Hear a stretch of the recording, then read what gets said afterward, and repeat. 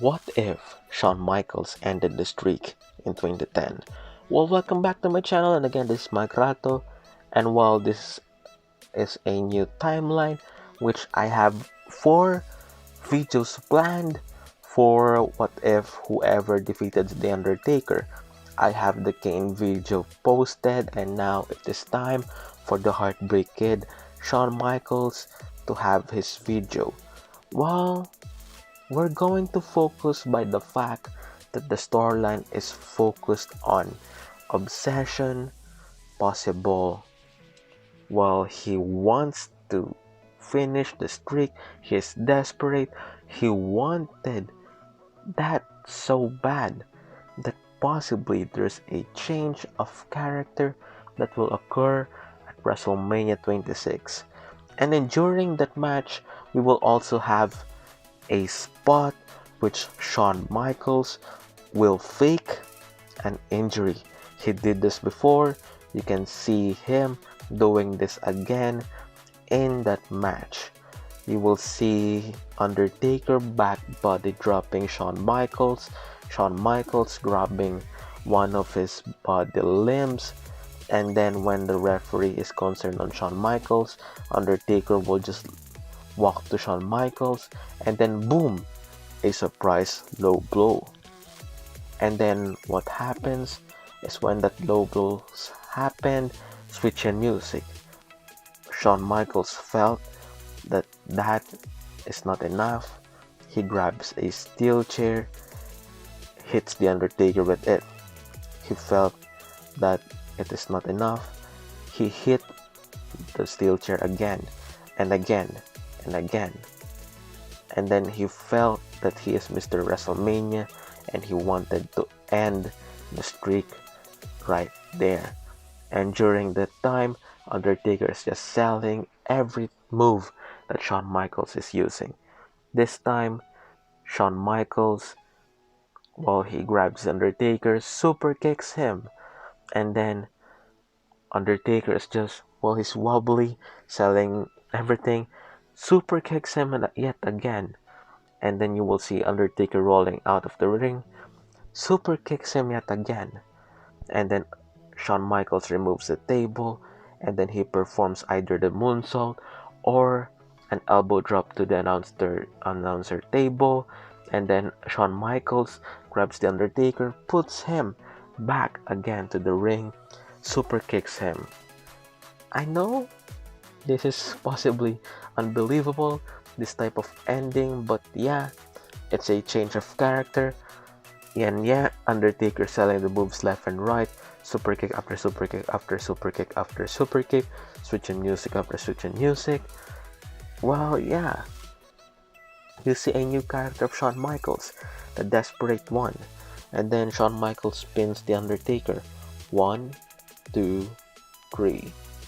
The crowd are surprised. Everyone is surprised, but at the same time, they felt scared. They felt different emotions, just like what happened in WrestleMania 30 with Brock Lesnar ended the streak. Confusion, all of that, though Shawn Michaels looked so dominant in that match. And then you will see him with a serious look on his face, and then he smiles after that match. And then his smile ended WrestleMania 26. And then you will see a news after that. Undertaker is injured, selling all of those attacked by Shawn Michaels. And then yeah, Undertaker will be disappearing from television. The next night, Triple H appears on Raw, opening the segment. He talks about his match, he talks about defeating Sheamus, and how he actually felt good about that. But his tone changes as he discusses Shawn Michaels' match between The Undertaker and him, Shawn Michaels versus The Undertaker. And then Triple H calls HBK out. Shawn Michaels comes out with a different, well, he's a different person. Like when he goes out, it's just a serious tone, a serious everything. And yeah, he goes to the ring, and he's confronted by Triple H. Triple H asking left and right, what happened to you, man? What happened to the guy who used to be fun and all of that? And why did you do those things to the Undertaker? Shawn Michaels grabs the mic.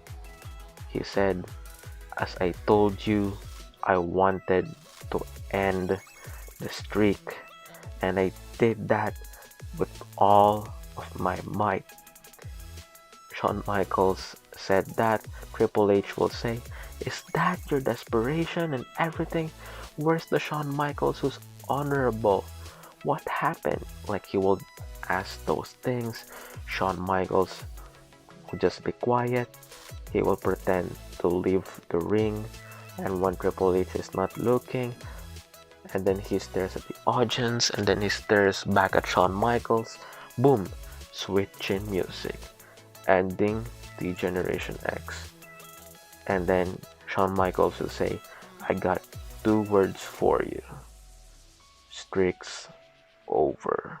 Like that, whichever can gather him heat, and then boos everywhere. And then at the next pay-per-view, instead of Triple H versus Sheamus, you have Triple H versus Shawn Michaels in an awesome match revisiting their rivalry, and instead their roles were reversed.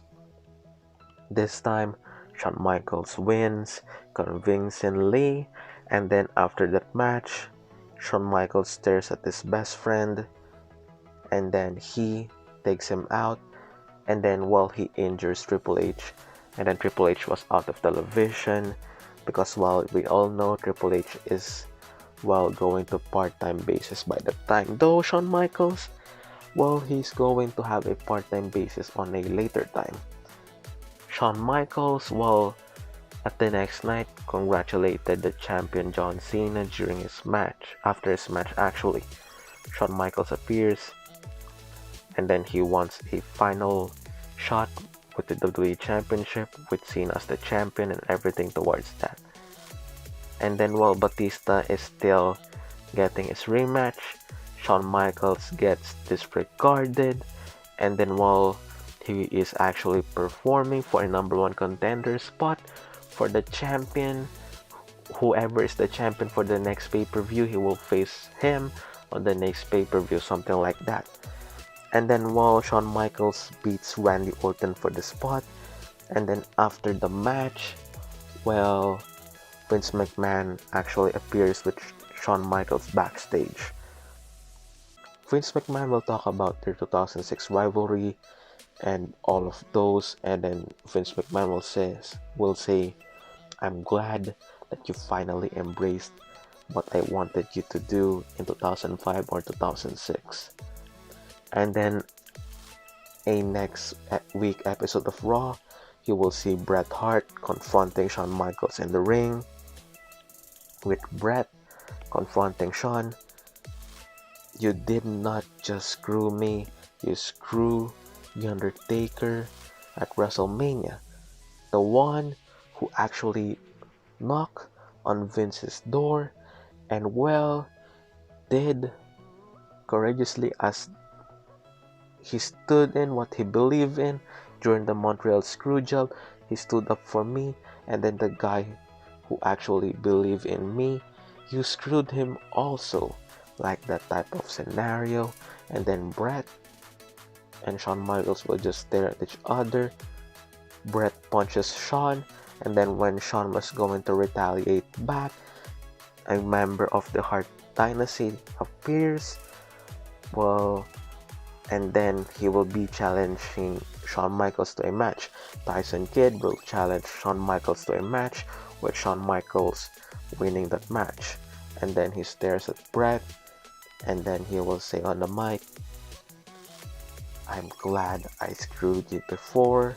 I screwed the Undertaker at WrestleMania. And I screwed my best friend Triple H. And there's only one thing that I desire, and that's the WWE title. and then the segment ends. During the next pay-per-view, Batista quits after the match. And then while Shawn Michaels was observing the champion, and then while he will just confront Cena on the next episode of Raw, he demands the championship match right now. Cena as the fighting champion, while he accepted, and then Shawn Michaels defeated John Cena fair and square and clean.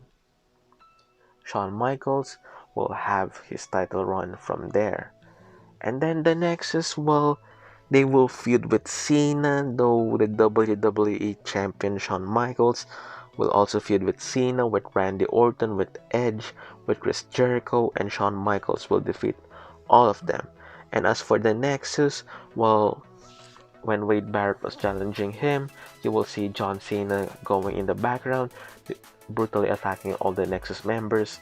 And then while when Wade Barrett was distracted during their one-on-one match with Shawn Michaels because of the attacks of Team WWE, possibly to Nexus, building up the SummerSlam match, Shawn Michaels just super kicks or switch and music's Wade Barrett, and then the match is over.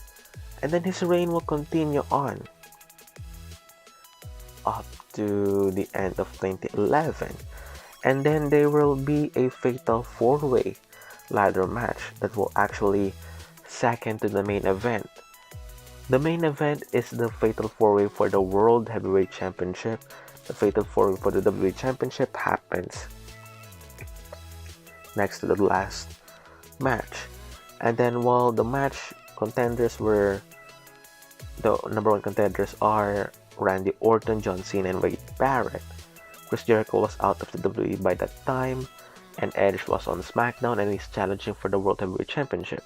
And then Shawn Michaels will lose his title to Randy Orton, and then every member of the Nexus attacks Orton. Well, because the gong hits, Shawn Michaels was distracted, and then Nexus attacks Randy Orton after the match. Mrs. cashes in, and then the same storyline for the WWE Championship happens, but there's only one tiny change that I will do, and that's for the Royal Rumble 2011.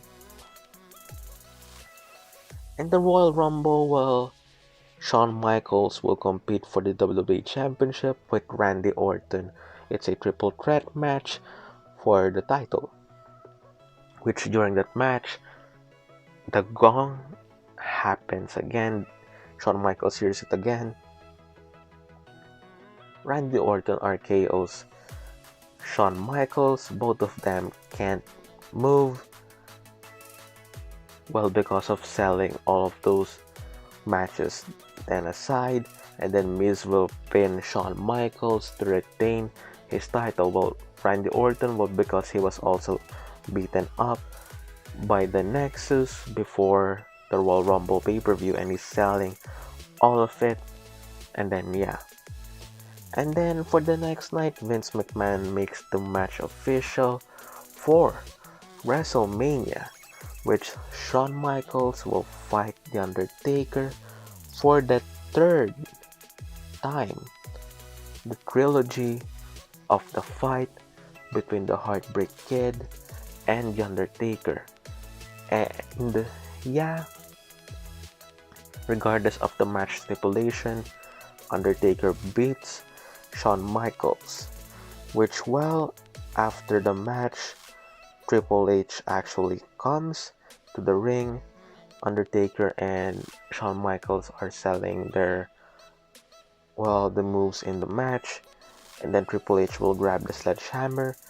As you may think that he will hit Shawn Michaels, as he was the one who actually took him out for the rest of the year.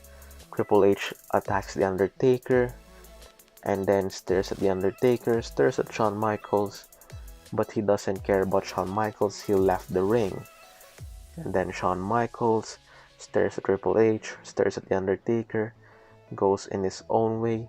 And then as for The Undertaker, he is stretchered out after that match, selling the attack and the match itself. And going to WrestleMania 28, they will have this program between Triple H and The Undertaker. Well, for Triple H reasoning for The Undertaker's attack, well, he felt that Shawn Michaels motivated him in the attack that Shawn Michaels did to him at Extreme Rules. And yeah, he wants to do what his buddy did to The Undertaker 2 years ago, and that's actually to defeat him at Wrestlemania, though the streak is not there, but he wants to beat The Undertaker, something like that.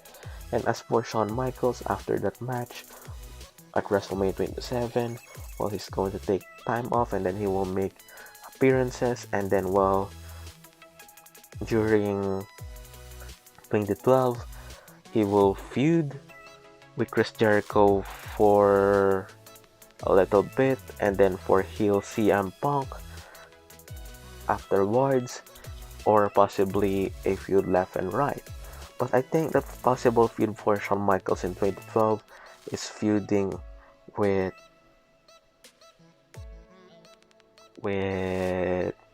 heel CM Punk, because, well, they teased the segment in 2011, and, well, after Shawn Michaels' feud with The Undertaker, he will appear that one time just to have that one-time segment with CM Punk, and then, yeah, because as of this time, well, he's a part-timer now.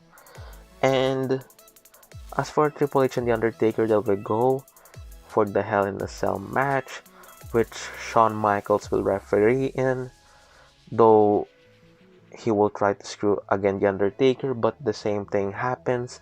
Just like in real life, Shawn Michaels refereeing the match, and then the three actually executed a good match. Well, because Shawn Michaels' emotions and the two actually selling the match between each other. And then, well, Undertaker wins that match, but in this timeline, they don't hug it out. Instead, Undertaker stands tall in front of those two members of the Generation X. After the match, well, Undertaker just chokeslammed Shawn Michaels, and then he stared at the Generation X members, and then he does his pose, and then, yeah, Undertaker beats Triple H. And then as for Shawn Michaels, now as a face, though he understands why Undertaker attacked him at WrestleMania, and he actually was repenting on his wrongs, he's actually, well, thinking of his past mistakes, all of the obsessions. He felt that he needs to be the better man yet again, a guy who the audience embraced. That's why, well, he will be a face from there on. He will feud with CM Punk after, and then possible also feud with Brock Lesnar if ever. Also a possible feud with Dolph Ziggler if it is possible, just because they were actually, well, Dolph Ziggler is also over in 2013, and they're actually comparing the two. You can have that, and a possible also feud with Daniel Bryan, or possible just a match between the two, just to have a teacher versus student moment. Yeah. And then a possible feud with AJ Styles when he goes to the WWE. Feud with CM Punk, as I told you before. Just a lot of dream feuds from there on. And then, well, I think by 2014, 2015, or 2016, he will be in the Hall of Fame in this timeline. Well, possibly also during his time as a part-timer, while he's inducted in the Hall of Fame. Well, yeah, the possible feud between all of those guys happens in this timeline, and yeah, that happens, and the crown jewel match between BOD and DX never happened.